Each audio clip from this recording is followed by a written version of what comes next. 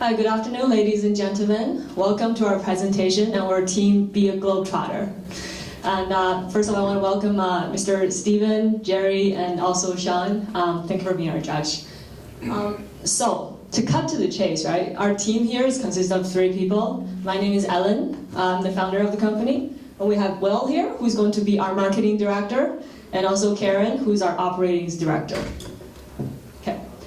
So, to start off, to be a Globetrotter is our central theme for this business venture. And what does it mean? I want to be able to communicate the idea that people should be always traveling and gaining new perspectives. And that's basically where this word comes from, right? Be a Globetrotter. And it's basically a personal passion as well, because a lot of my friends and myself, we like to spend a lot of our savings on traveling, right? We might not, I don't know if it's like people that are born in the 80s kind of thing, but young people are more and more willing to kind of travel, and of course the travel industry has been in existence for the longest time as well. But I think given the day and age, companies such as Uber, Airbnb have forever changed the way people live and travel nowadays, right? So I think there's a huge opportunity here for us to be able to revamp the traveling and tour industry as well. So, there we go. So just to briefly introduce our agenda, we're going to have 6 sections here. Our first going to be a market analysis. Second is going to be our product pitch. Third, we're going to do an implementation plan for you and also let the numbers speak for themselves. And finally, we will conclude and open up the floor for question and answers. So I'll hand it off to Will now. Okay. So as Alan has mentioned, we are a tour company, and the 4 and foremost things we're gonna consider about is the existing market opportunities. So these are 4 opportunities that we concluded in here. This is just a brief idea. We usually have a graphic over here, but there's some technical problems, so I'm just gonna tell you guys the data. According to a statistic from the U.S. Tourism Council annual research, the direct contribution of tourists to GDP was 416 billion, which is 2.6% of the total GDP in 2014. And this will rise by 3.8% per year from 2015 to 2025. And taking this step for a step further, the research also showed us U.S. is expected to attract more than 130 million international tourist arrival by the 2025, generating the expenditure of 280 billion, which is an increase of 3.7% per year annually. So from this number, we can tell that it is such a booming industry that has a lot of potential opportunities in it. On the other hand, Obama administration also has introduced new visa policies, which could be a catalyst for spurring the international visitors to come to U.S. Let's take China as an example. The short-term business and tourist visa will be increased from 1 year to 10 years, and the students and exchange visas also will be valid for 5 years. This also up from 1 year. So this is definitely a game changer for the tour industry. And as a startup company, we are for now we are focusing on the 3 main parts of the customer. First one is the first-time visitor to the U.S. As I mentioned before, the U.S. travel tour industry has booming really fast. And the second one is non-English or non-native English speaker. Our company will provide them some really professional guides to help them to deal with their language barrier. And also a student who currently study in the U.S. planning to travel during the school break, like the coming spring break. We are going to give them some detailed and flexible tour plan for them, and hopefully meets their budgets. So we have, before we go into implement our plan, we have to understand the competitors in the market. So basically there are 2 types of competitors. One is the online traveling book site, and the other one is offline tour operators. For our company, we are kind of like combined both of each one, and also has some pros and cons. So for the online/offline service side, the most obvious advantage is its price, like Expedia.com. You can always find some really nice deal on that site. And the second one is really easier to use. Like you can find many compare the hotel's price from different options. For the cons of the online travel and booking sites, I think the most important one is poor customer services, because this kind of third-party companies always outsource their customer service department. So if you wanted to change your reservation, it's better for you to go ask for the hotel directly. But for our company, we have our own customer service department to deal with this kind of problem. And the second one is offline tour operators. Their advantage is, first of all, it's really safe, and because they have, you don't have to worry about arranging any transportation, accommodations, food, etc.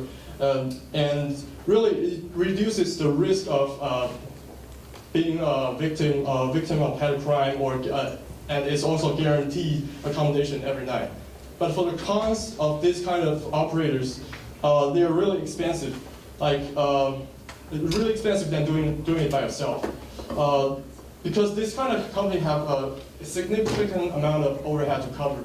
And also, the disadvantage is that being travel with such a large group, you barely scratch off the surface before you hustle back to the bus and go into the next destination.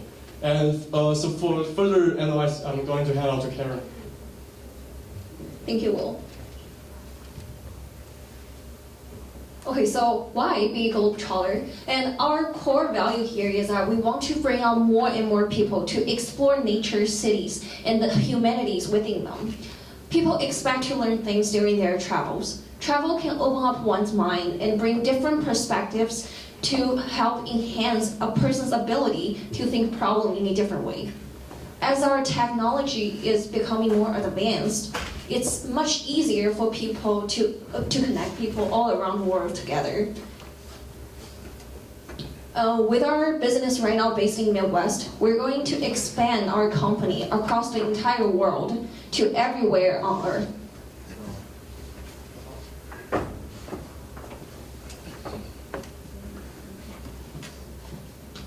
Okay, so our business model is pretty straightforward. It's comparable to Airbnb and Uber. Our customers can simply choose their own personalized touring routes through the app we're going to develop, and then request a trip schedule, and then boom, get going. After the completion of the trip, our customers can give us the feedback through the app we're going to develop, which will help not only the future customers, but also to improve our services. And we do have some potential roadblocks for the business. However, we have already come up with some of the solutions to help mitigate these problems. A very critical concern is the transportation. As we derive all our resources from nature, we must also care about the environmental sustainability. That's why we chose electrical vehicles as our transportation tool, such as the BYD C10 electric coach, BYD as the only electric coach provider in North American market, and VIA Motors electric passenger van. And even more, we have Tesla Model X for customers choose luxury ones. Second issue will be the weather. We cannot fight with the weather. And people often choose from April to November to travel, which means we might face a lack of business during these off-season. But that's okay. We can develop popularity with different attractions for different seasons, such as winter wonderlands in northern parts and summer breeze themes in southern parts.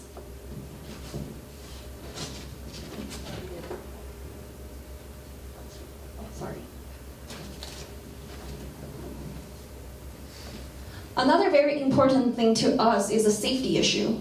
To ensure our customers' safety, we will hire drivers that are experienced and put on background checks on both the drivers and the tour guides to see if they have any criminal history. Safety to us is our #1 priority. And integrity is also crucial to us. We're going to build our trust based on our reliable services.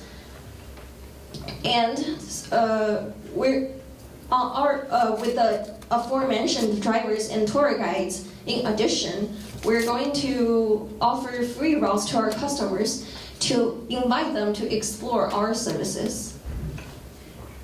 And last but not least, there is a question of how we're going to advertise our company. Social media is a very powerful tool. We will give out promotions and advertisement through all kinds of social media. Furthermore, we believe good products need little advertising, which leads to my last point here, that good products can be set apart from ordinary with integrity. Thanks. And I'm going to pass on to Alan. Thanks, Karen. That was very well done. So now is the part where it's everybody's favorite, right? Accounting? No, not really. Okay. Well, unfortunately, everybody needs the numbers to speak for themselves, right? So we have the financial forecast on the screen here. As any startup goes, the first few years of the startup are usually going to have negative revenues, whether you like it or not. Companies nowadays, such as Tesla, one of my personal favorite companies, I think Elon Musk is a great entrepreneur of our present day. His company has been in the red for the first, at least 6-7 years, and their first ever quarter with a positive revenue was in 2013. That was almost a decade after they were in business. So I think it's absolutely acceptable for you to have negative revenues in the beginning, but the good things will come at last, right? So we're forecasting for first year revenues $5,000 in revenue, and that will give us a negative profitability. Second year, $20,000. Again, negative profitability due to a lot of expenses you need to spend, for everything that we just mentioned before. And then the third year, we're actually going to be able to generate a profit, $50,000. Fourth year, that's the year that we're targeting to have this app to be able to be launched, right? It's going to be like Airbnb, where everyday people can go on it, register yourself as a tour guide, and people from all over the world, if they're interested in your home country or home city, they can choose you as their guide. And if they trust you, then great, good for you, right? So once the app launches, we actually are very optimistic about our revenue. We actually can see ourselves going up to $1 million in revenues, and in the fifth year, $2 million. And you can see some of the percentages on the right side of the screen as well. Very promising. And I'm telling you now, if this idea goes to play, those are actually not crazy, even though they may seem like so. And so here we have a 5-year cash flow forecast. So cash flow is always the key for any business. I don't care if you're old or new or whatever. So year 1 to 5, as you can see, first of all, we have our initial investment of $40,000. And then for year 1, we're definitely going to be spending a lot of that money on advertising, the leasing of vehicles, hiring tour guides. So year 2 and 3 are definitely going to be another 2 years of hard work, where, like I said before, we're planning on developing this app platform where it's similar to Airbnb, and if you used it, you'll understand what I mean, right? So year 4 and 5 are actually going to be a lot better, based, again, like what I said before, on our revenue numbers. We are going to see positive cash flows. And in our favorite world of finance, which I'm sure Mr. Steven would understand really well, if you want to evaluate a company, thank you, you would have to one of the best ways to use a discounted cash flow method. We have used a WACC, weighted average cost of capital of 8%, which is taken from a very notable website for the tour, and that's for the travel industry. So if you discount all of that 5 years cash flow, we arrive at a value of $797,867. So that is a very promising number. As you can see, I think we have proven us very well so far that you should be investing in us. It is a great business opportunity. And also Michigan is actually strategically located for this kind of service due to the nature of the transportation industry. And again, just want to wrap it up, be like saying that there is a Globetrotter in you, so go be one. Thank you.